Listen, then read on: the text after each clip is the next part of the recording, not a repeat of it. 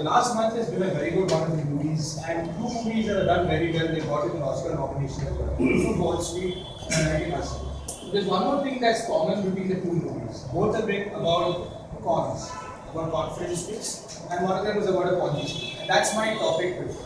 Good evening, fellow Toastmasters and dear guests. My topic today is about a Ponzi scheme.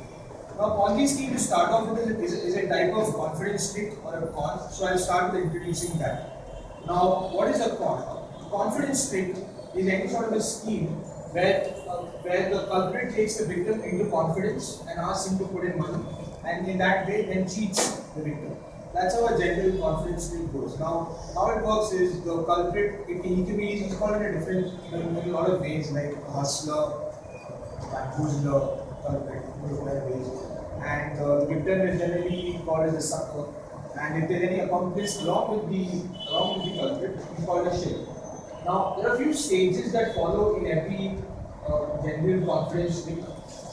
It starts off with the foundation. This is the planning stage, where they start off with what exactly the confidence trick is going to be, and they look for the kind of people they can approach, what will exactly be the amount of money that we put in, if at all the subject is money. The second one is the approach. Now, in this, they basically do their homework about the victim. They look at what the victim is looking for, how best to approach him, and which is the best way to get him to be interested in this scheme. Now, the third one is the build-up. Now, over here, the approach, they look at the victim and they approach him, and they sort of try to get his interest included in that. They tell him about the benefits, they tell him about what he might be missing out on by not taking this up. They look for the perfect timing to get him interested. The next one is the convincer or the payoff. Now, this is the point where they demonstrate to the victim, what would happen. They put a bit of money into the scheme and then they show him the return. So this sort of gets him to put a bit of confidence in him. Next one is the hurrah. This is a very pivotal point because this is a situation in the victim's financial scenario where he starts to see this as something he needs to do. It might be a financial crunch, it might be greed that might kick in. He look at the markets and see he can make a killing out of this investment scheme. So he starts to get really interested in this. And the next one, and the last one is the in and in. Now, this is the part where the victim goes all in into it. Along with that, the culprit, who is the con man, he also puts in a bit of money along with the victim just to remove the last bit of doubt from the victim's mind. So they both put a bit of money, he shows a demonstration of his money, and the victim's money stays there. And that's how a confidence trick generally goes. So let's bring that onto the Ponzi scheme. Now, a Ponzi scheme, to be very specific, how it works is, if there's a culprit, we ask, let's say, we ask 10 victims to invest money in this scheme. Now, in this scheme, there is no business operation from which to get returns.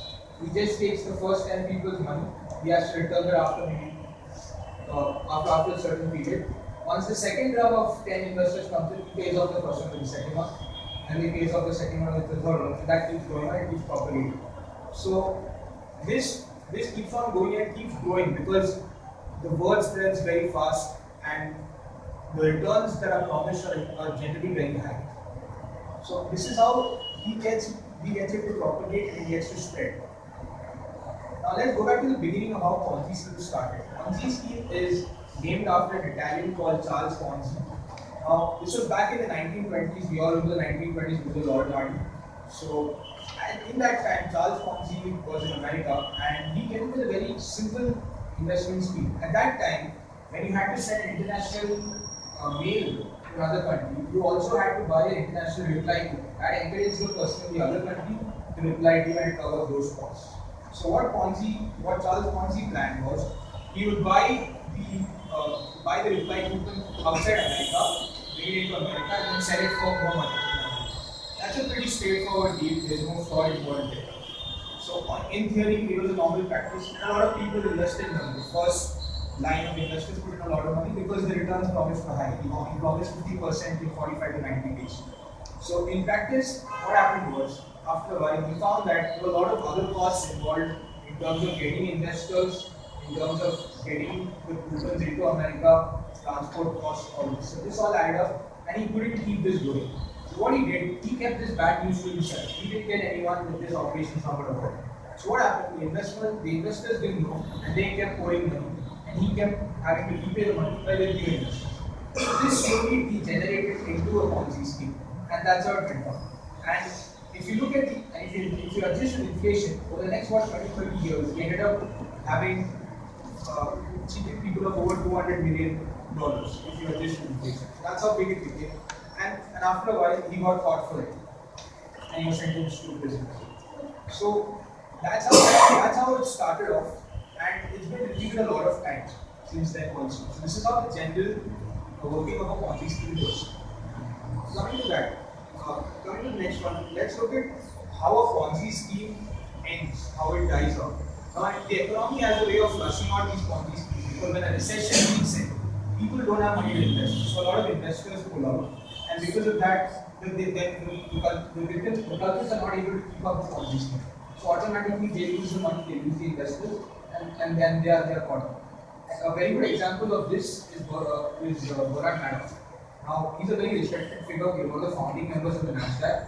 He was also a chairman for some time. He's the kind of guy you never suspect of doing something. But in December 2008, he was alleged to have run a very big Ponzi scheme, and a lot of high-profile people were caught, and they all got caught.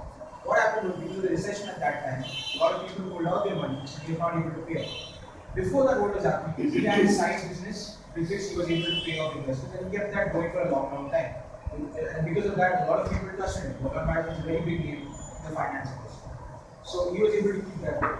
But with that, finally, in March 2009, he was sentenced to death. He was sentenced to prison for 150 years. And what he said after all that was, he was surprised that no one was able to catch him before. And people couldn't catch him simply because he was such a trusted man. So you never know how these schemes degenerate into Ponzi schemes. So we as investors, how do we look at it? Now, how can we prevent ourselves from being taken for granted? First thing, knowledge is power. We have to do our homework on all our investment schemes. What are we putting our money on? We have to do homework on the people we are trusting in the stock market. And the third thing is, these things run on very specific qualities like greed and desperation. So you have to keep a check on that as well. And the most important thing is knowledge is power in the financial world. So we have to keep a track of who we are trusting and who are homework.